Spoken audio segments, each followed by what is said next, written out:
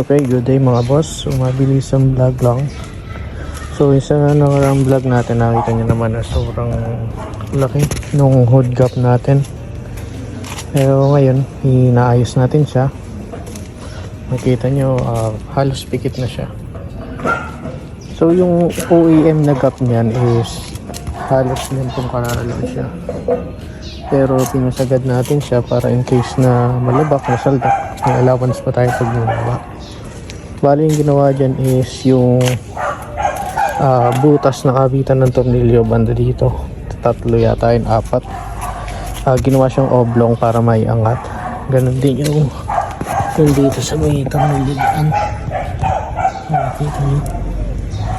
Medyo inoblong yung butas para may angat siya. And yung mga tornilyo naman dito sa ilalim,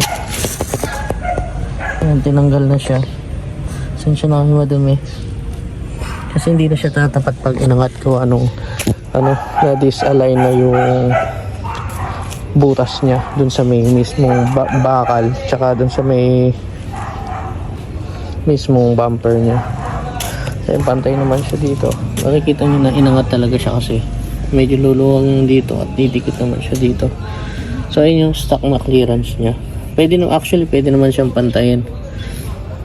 Pero sa akin kasi mas preferred ko yung pikit na pikit para mas malinis tignan.